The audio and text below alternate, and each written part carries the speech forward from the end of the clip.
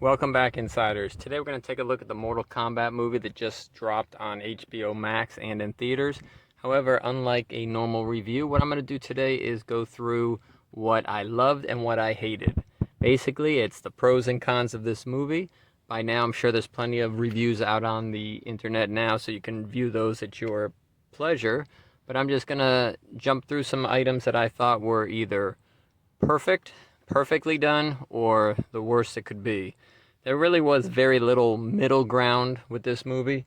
There was either really, really good or really, really bad. So let's go through some quick love and hates and see how it comes out.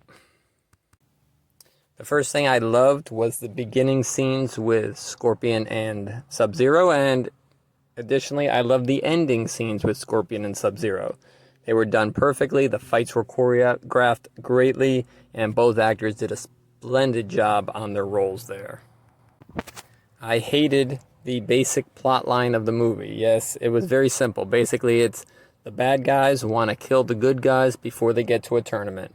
If you dissect everything when you watch a movie, that's the underlining basic plot, and to me it was just a little too simple for my liking, so that's a hate.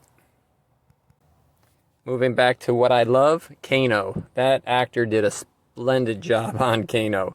From his badass attitude to his I don't give a shit attitude that he had towards every other character in that movie, Kano took away the Oscar on the performance side. He really did a great job, and he actually put some other actors to shame. So that's definitely a love. Back to the hate. Kang and Kung Lao. I didn't like very much. Those two very wooden, very boring characters. I thought they could do a little bit more with them. The basics were great.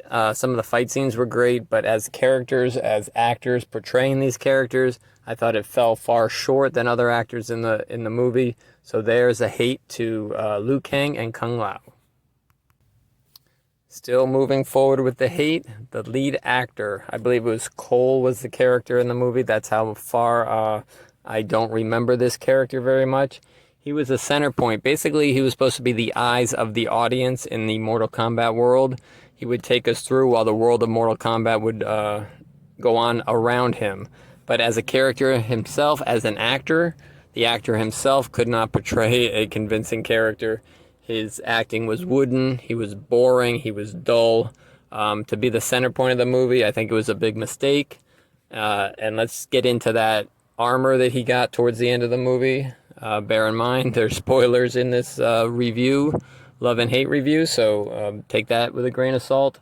But that armor that he had, what was that? It looked like some Power Rangers meets Saturday morning action fight cartoon. Who knows what that was? It was supposed to be something that was never shown what it exactly was, and he got two weapons that were pretty much meaningless to me. So the lead character that was supposed to be the center point of Mortal Kombat, a definite hate.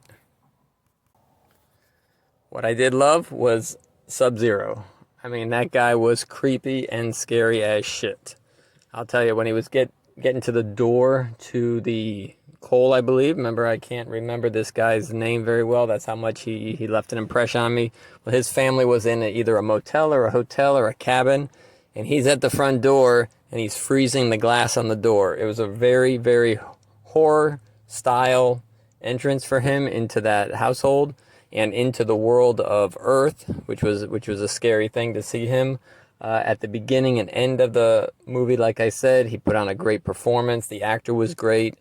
Sub-Zero definitely freaked some people out, and just by the way and how powerful he was in that movie. So that's a definite love to Sub-Zero in this movie. This one started off as a hate, but after I chewed on this film, after I watched it, it turned into a love. It was actually them not getting to the tournament. I mean, everybody thought the tournament was going to happen, but when it hit the hour and 20 to 30 minute mark, I knew it wasn't going to get there. And at first I was disappointed, but then I saw what they were doing, and it just gave me a little more feeling to see movie number 2 if it does come out. If they are able to make a Mortal Kombat 2, I'll be there to watch it. So what started as hate has turned into love by them not entering the tournament during this movie. Finally, let me blast through some characters here and give you a little bit of verdict on all of them. Sonya, definitely loved. Jax, I was surprised that I did like him. In the past, I didn't care for the character, but he actually was portrayed nicely in all aspects. Raiden, I could take him, I could leave him. He made no impression on me whatsoever, so that's a hate. If somebody doesn't make any impression on you, then it's not a good thing.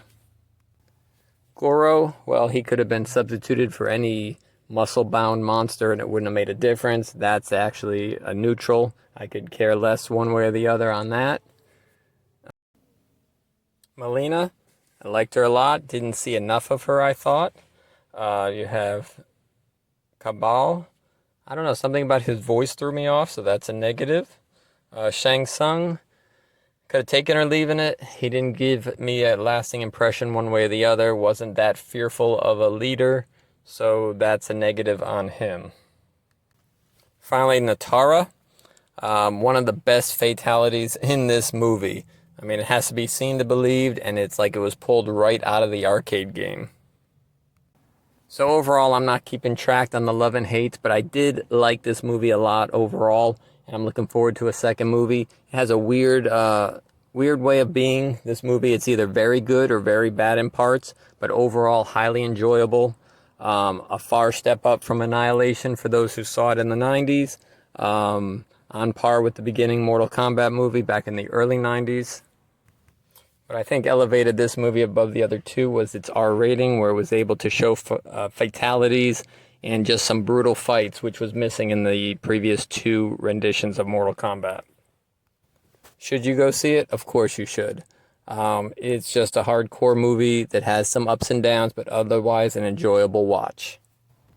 Alright, insiders, sorry if I raced through that, but I want to just give you my love and hates, or basically my positive and negatives on the Mortal Kombat 2021 movie.